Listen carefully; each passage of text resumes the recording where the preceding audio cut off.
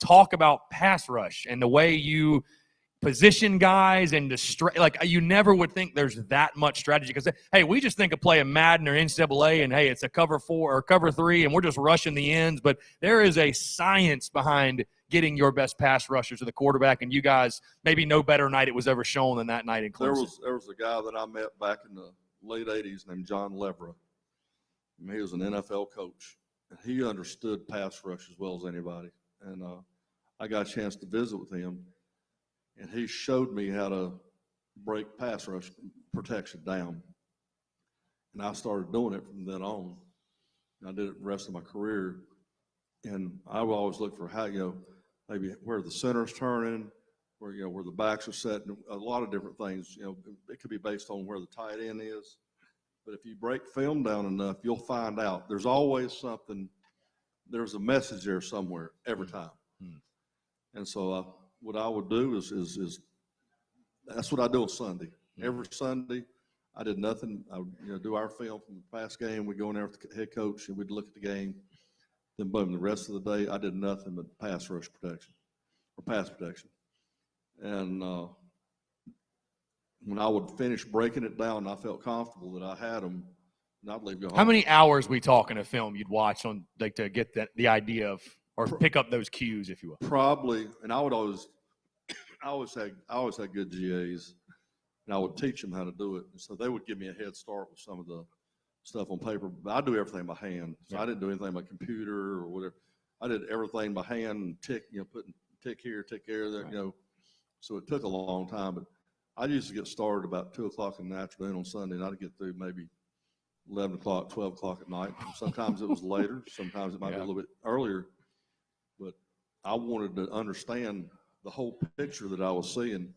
And in that year with Clemson, I knew where their center was turning based on our front.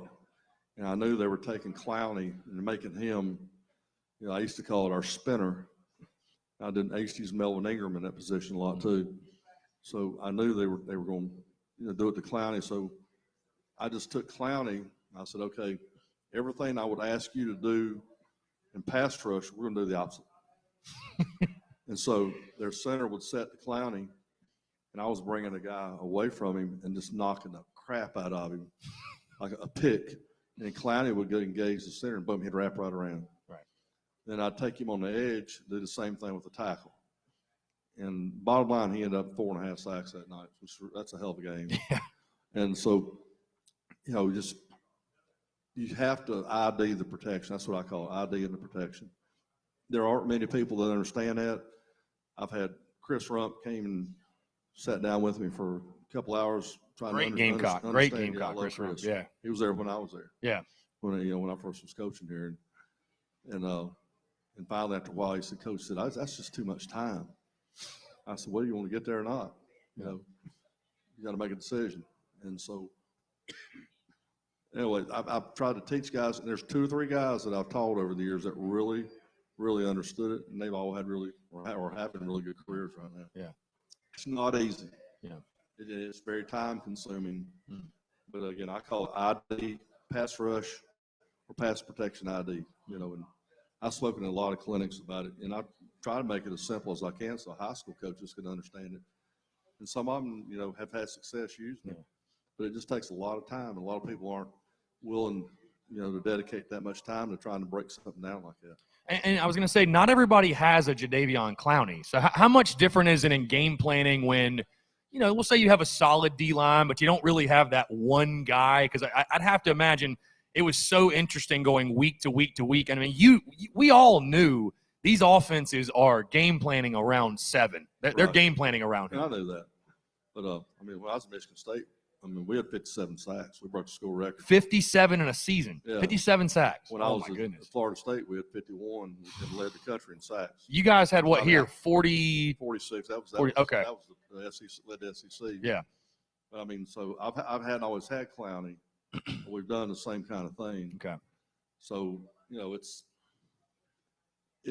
but when you got somebody like Clowney, a special guy like that, you got to use him now. If you don't, you're wasting him. Yeah. I call that's part of player development right there. Yeah. Don't waste the guy's talent. And JD always bought into it. He loved getting to the quarterback. Always told me, he said, Coach, man, I love it. If you can help me get there, I love getting there. I said, I know you do.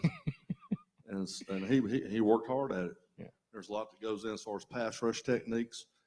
There's a lot of techniques that I teach that are related to wrestling.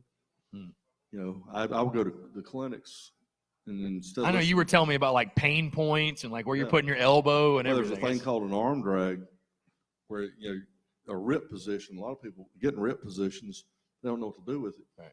If you will pull on that tricep, if the guy doesn't let you go, you separate his shoulder. And so that's one of my main things I would teach. But the bottom line is, I would go listen to wrestling coaches. The wrestling coach at Ohio State one year, I got some good stuff from him. But when I go to clinics, those are the guys I go listen to because they were. You tell me what sport there is that's better at engagement and disengagement than a wrestling coach. They're the best. And so I said, they're the best. I want to go learn and find out and see how I can transfer this over to football. Yeah. And that's what I did.